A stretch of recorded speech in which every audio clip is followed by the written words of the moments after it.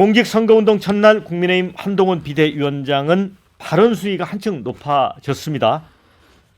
어제 오늘 이제 워낙 많은 비난 기사가 쏟아져서 다 아시겠지만 정치 자체는 죄가 없다. 이거 그대로 읽어야 할 것 같습니다. 정치를 개같이 하는 사람이 문제다. 이렇게 했죠. 민주당 김민석 상황실장은 돼지 눈에는 다 돼지로 보인다. 이렇게 응수를 했고요. 우리는 품격 있게 가겠다. 그 이상 대응은 자제를 했습니다. 조국혁신당의 신장식 대변인은 급하긴 급했나 보다. 애견인들 표는 안 받아도 되냐 이렇게 꼬집기도 했습니다. 개혁신당 천하람 공동선대위원장은 유세가 처음이라 흥분하셨나 본데 막말한다고 이 본인들이 정치를 거지같이 하는 게 사라지는 게 아니다. 이렇게 또 되받았습니다. 바로 전날 이재명 대표의 의붓 아버지 발언을 거론하며 반면 교사 삼아서 말조심하자 이렇게 당부해 놓고 스스로 설화를 자초한 측면도 있는 것 같습니다.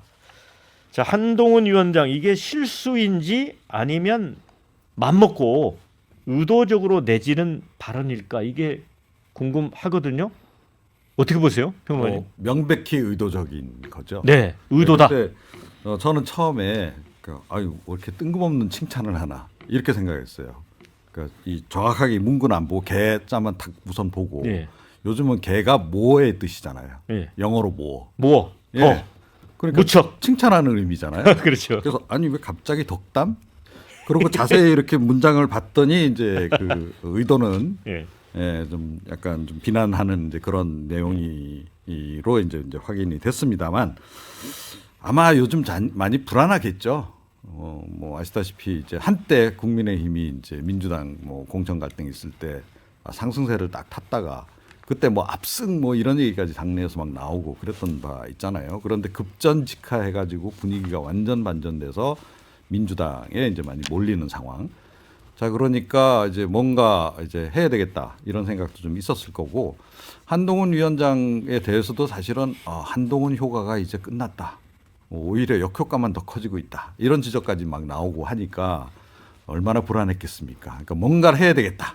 이 생각이 좀 들었겠죠. 그런 강박의 한 반증이 아닐까. 저는 그렇게 이해를 하고 있습니다. 저는 조금 다른 차원으로 봅니다. 왜냐하면 데이터 메커니즘에 따라서 뭐 최근에 이제 여러 판세 분석이 나오고 있습니다만 뭐 판세는 사실 최종 결과가 나와봐야 그 판세가 맞았는지 안 맞았는지를 알 수 있는데 제가 데이터 메커니즘을 말씀드리는 것은 여전히 총선의 성격에 비하면 민주당의 지지율은 썩 잘 나오고 있지는 않다. 그렇다면 결과적으로는 선거 성격을 이른바 야당 심판, 이재명 대표에 대한 심판, 2조 심판으로 가는 게 낫다고 판단한 것 같아요. 다른 방법이 없다. 다른 걸 아무리 이야기해봐야 지지층이나 적어도 중도 보수에는 먹히지 않는다. 한국갤럽이 오늘 따끈따끈한 조사 결과를 발표를 했습니다. 오늘 소개되는 모든 조사는 중앙선거론조사심의위원회 홈페이지에서 확인 가능하고요.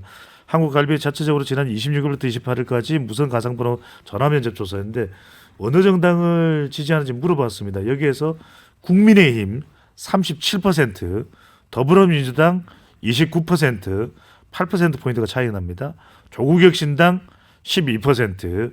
근데 총선 결과 기대를 보면은 여당이 다수 당선돼야 된다가 40%, 야당이 다수 당선돼야 된다가 49%입니다. 그러니까 총선 구도를 보면 정부 견제론이 9%포인트 높은데 자, 야당 다수 당선이 49인데 더불어민주당 지지율은 29예요. 예. 20%포인트는 차이 납니다. 그러니까 결과적으로는 이재명 위원장으로서는 다른 민생을 아무리 이야기해봐야 이번 총선은 말짱 도루묵이니까 그냥 야당 심판으로 가자, 이재명 심판으로 가자라고 확신을 하는 것으로 보입니다. 네.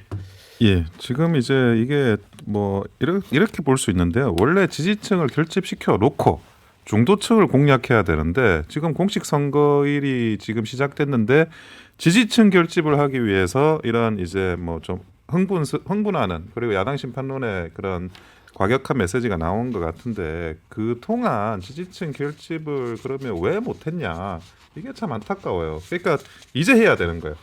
사실은 지금 이제 지지층 결집을 공식 선거일 동안 해야 된다라는 거는 선거가 굉장히 불리하게 돌아간다라는 것을 자인하는 거나 다름이 없어요. 그런데 그럼에도 불구하고 그러면 야당 심판론이 먹힐 거냐. 민주당이 하는 정권 심판론 그리고 국민의힘이 이야기하는 야당 심판론 계속하면 이 심판론이 공명이 되고 커지는데 그러면 결국 국민들이 생각하기에는 정권 심판론에 더 어찌 보면 힘을 실어주는 그런 상황이 될 수밖에 없다는 거죠. 근데 지지층 결집을 이런 방식으로 하는 거는 제가 볼 때는 뭐 과격한 발언해가지고 지지층이 결집한다. 저는 뭐 그거는 난망한 상황이고 지지층이 결집하기 위한 새로운 어떤 뭐 안을 좀 이야기를 했으면 좋겠고 이게 한동훈 위원장 지금 이런 이제 과격한 발언 한 번 했죠. 그러면 2번 하고 3번 하고 4번 하고 그러면 이것도 효과가 없어요. 그게 또 그 역치가 생겨가지고 뭐 더 센 발언이 마치 뭐 중독같이 될 수도 있는데 그런다고 해가지고 지지층 결집하지는 않습니다. 그리고 대통령실하고 당하고 조금 더 소통을 더 원활하게 하고 그리고 지지층 결집을 하기 위해서 지지층들이 원하는 게 뭔지를 정확하게 이해하고 거기에 대해서 해법을 내놓으려고 하셔야 될 것 같고 뭐 발언은 한 번으로 이제 그 족하셔야지 이거를 반복하는 일은 없었으면 좋겠습니다. 네. 제가 그 소위 이게 말씀하시는 개같이 정치를 하지 않고 좀 공정하게 평가를 드리면 그러니까 뭐냐면은 이 국민의힘 도와주는 얘기일 수도 있는데 어제 한동훈 비대위원장 좋은 얘기도 했거든요. 이를테면은 식료품 가격 부가세 인하를 강력하게 얘기하겠다. 뭐 10%에서 5% 이런 거는 물가 대책으로 좀 소구력이 있잖아요. 근데 우리 위대한 박영환의 여기 뉴스일본에서 그렇고 언론에서 다루질 않아요. 왜 안 다루느냐? 개같이 이 발언 때문에 그래요. 이게 너무 자극적이고 이게 너무 크니까 여기에 본인들이 냈던 모든 정책이라는 게 다 묻혀버려요. 그러니까 이 말의 강도가 뭐 어떻다 이게 품격이 없다 이전에 선거 전술로서 이게 얼마나 악영향을 미치는지를 알아야 된다는 얘기예요. 본인들이 민생을 챙기고 있고 실제로 정책에 대한 얘기도 하고 있는데 그런 얘기가 언론에서 안 다뤄지고 한동훈 위원장의 이런 과격한 말실수 이런 것들만 다뤄지고 있잖아요. 이게 지금 선거가 10며칠 앞두고 있는 상황에서 얼마나 국민의힘 집권 여당의 악재로 다가가겠느냐 이런 거에 대한 반성 이런 것들이 좀 있어야 하지만 아마 이거 가지고 오늘 뉴스 내내 패널들끼리 또 공방할 거거든요. 이재명 대표는 뭐 평소에 어떠니 저떠니 하면서 그런 얘기하는 와중에 본인들이 냈던 정책은 다 묻힌다 이런 말씀 드립니다. 네.